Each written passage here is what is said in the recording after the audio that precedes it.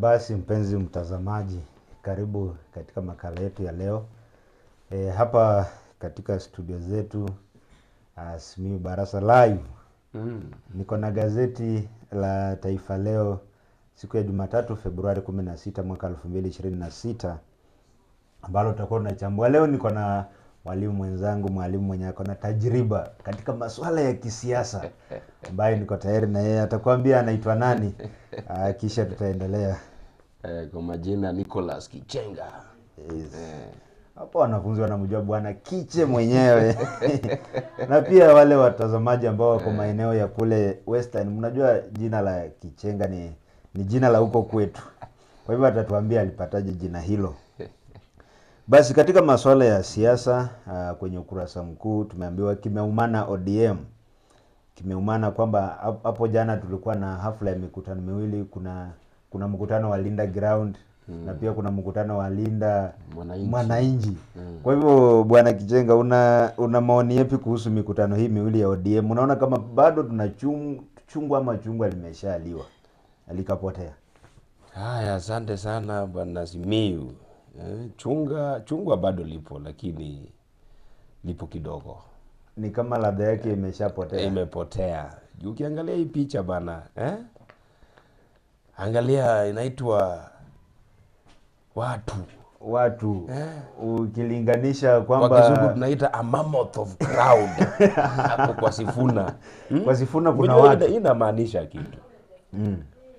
Huwezi sema umefukuza Sifuna mtu mmoja. Ameenda na watu. Ni kama ODM imefukuza watu wengi. Hiyo imepotea hivyo. Ukiona kwa hii picha. Alafu ukiangalia mkutano ya Oburu akiwa Tononoka, hakuna watu bwana. Hata sasa hizi kuna wengine bwana wanaanza kusema ati anajifanya na kuna watu tatu na analeta vikwazo vingi sana, anataka kiti cha Kindiki. Ni watu wamemtoka. Wamemtoka kabisa. Sasa mzee ana mshauri ndio mbaya ama ni mzee ndio mbaya? Umejua kuna shida. Ukiangalia ODM vizuri, kuna wale ambao wanalinda tumbo lao. Ukiangalia wakina Mbadi, ukiangalia wakina Mama Wanga, ni watu wanatetea ile kitu wanataka kukula kibinafsi. Lakini angalia Sifuna. Sifuna anapigia wale wanyonge wenye wako pale chini. Ni kama roho ya mzee imemwingilia kabisa. In fact kuna mtu alisema the spirit of Baba has appointed Sifuna. Imeingia kwa Sifuna kabisa. Na hata ukiangalia na sasa swali ni je, alikuwa na hii mkutano na hiyo watu wote, mbona alipigwa tear gas? Na huku tuko na Oburu na rali yake ilienda tu sambamba, hakuna kitu ilikuwa vibaya huko, ati sijui amepigwa tear gas ama nini. Hii serikali iko na kuna wale wanasema kuna mkono wa serikali hapo, wengine wanasema hiyo ni siasa tu. Sasa ni kama serikali nataka kupasua ODM kabisa, chungwa liliwe na mtu mmoja. Lakini wananchi wamekata. Wananchi nao wameamua sisi ni sasa wacha tuone, because pia kuna mambo inasemekana vile Sifuna unaona kuna mikutano kama hizo, ile ya Busia kuna vitu wananyang'anywa pale kwa bunge. Hii ya Nairobi tena ya Kitengela wanasema kuna vitu zinaenda kungolewa yenye wana enjoy huko. Na amesema anaenda Kakamega Sifuna mwenyewe. Ni home ground. Sasa tunataka huko Kakamega kuwe na mikutano miwili. Mkutano mmoja ukue kule Bungu Stadium na mwingine wapeleke Mias Complex. Tuone wananchi wataenda wapi. Na wananchi watafuata Sifuna. Unajua kuna kitu nimeelewa kwa siasa, mwalimu. Kuna wanasiasa wenye ni propaganda ndio wako nao. Lakini kuna ule mtu wa siasa mwenye anaelewa Kenya anasema. Ana watu mtu kama Sifuna. I like his boldness and how he fights for the common mwananchi. He is fighting for that constitution. Yes.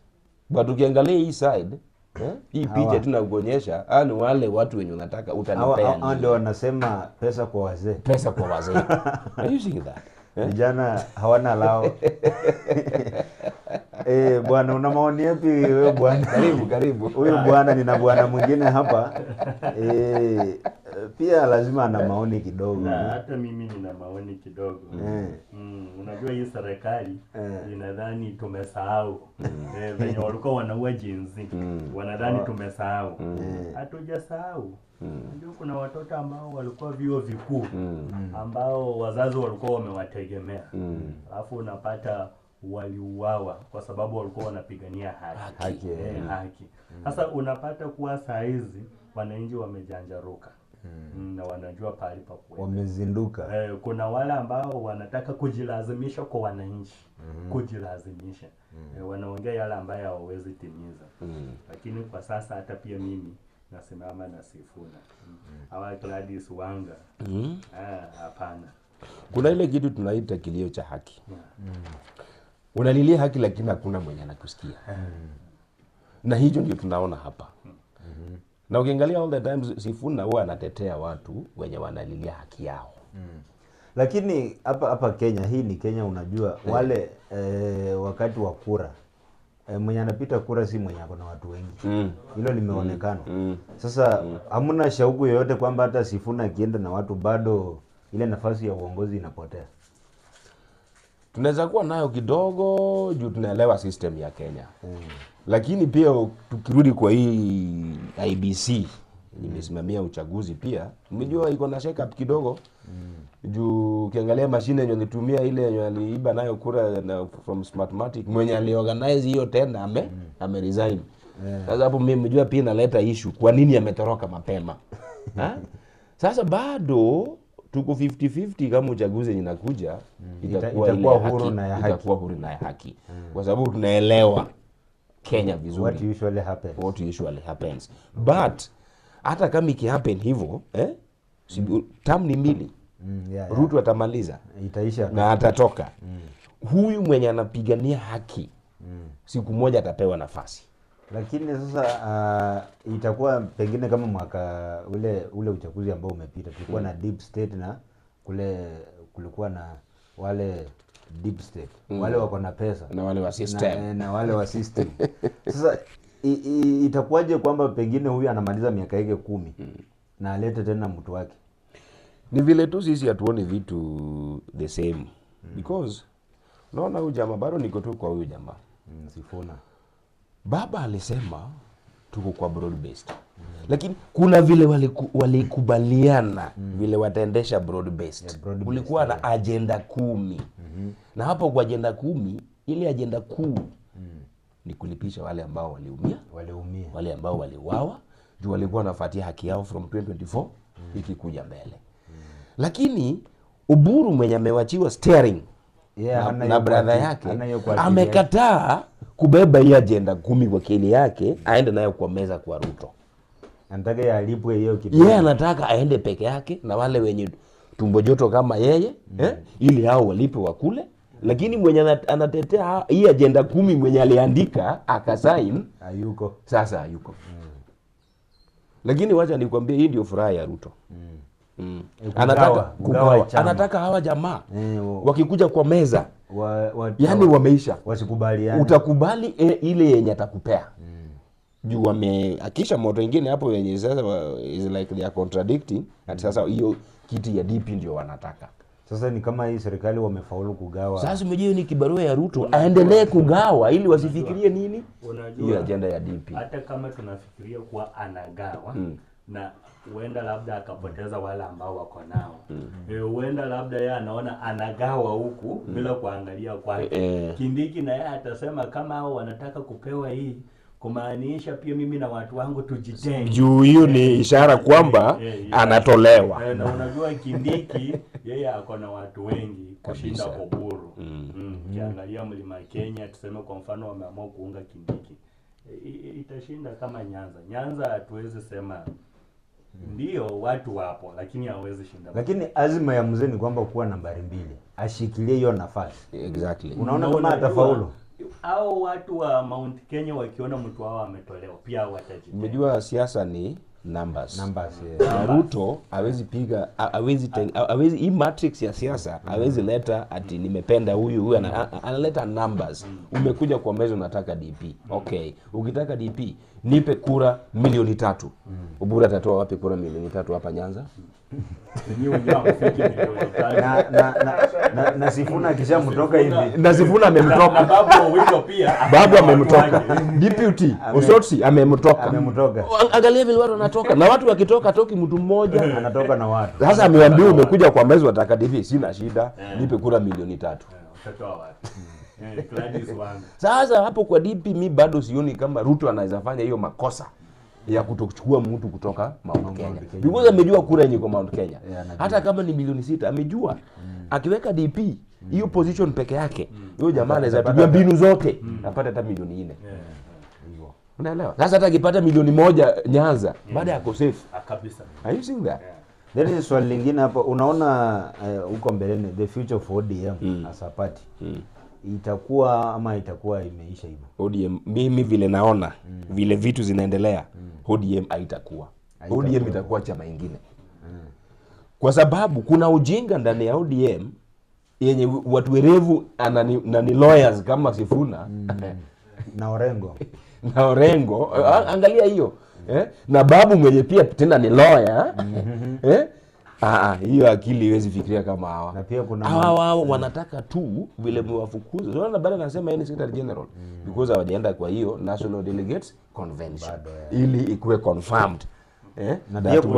Na kumtoa vile walikuwa wanamtoa, it was unconstitutional.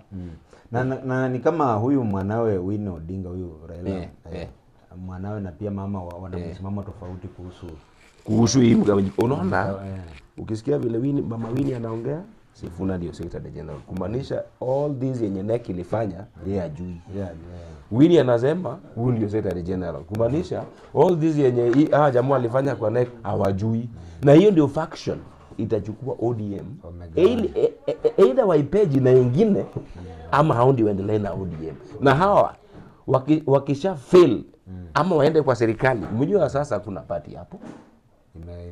Na wakifeli umejua wasipopata hizo makazi lazima watakuja kubembeleza huyu jamaa. Tunaweza ungana na wewe. Labda nikuulize swali tu.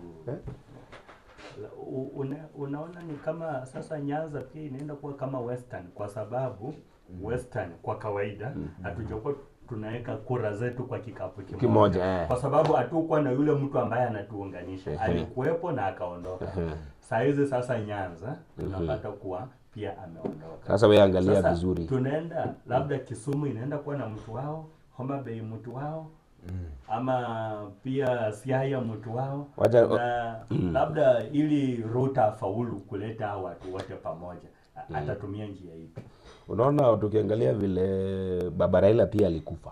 Aliwacha Ford Kenya. Ford Kenya iliendelea ama ilikufa? Silibaki na section ya watu. Hao watu wengine waliform party zao wakavuta watu wengine wakakuwa wengi. Hiyo tunaelekea. Raila ndiye alikuwa kiongozi mwenye amejua mbinu za kuunganisha Wajaluo na Wakenya wote. Ameenda kama hakuwa ametayarisha mwingine mwenye atakuwa kama yeye. Sasa unajua lazima bado watu wapigane kutafuta who is the strongest. Na labda which iwezi chukua miaka 2 ama 3. It will take long. It will take long. Labda ni kuuliza. Unaona hata tuseme Sifuna ndiye sasa tuseme amechukua ODM. Unajua Sifuna sio Mjaluo. Sasa already Wajaluo wana nini? Sasa ndio hiyo Kenya unasema Kisumu utapata mtu anasimama anasema mimi niko na party yangu. Siaya niko na party yangu.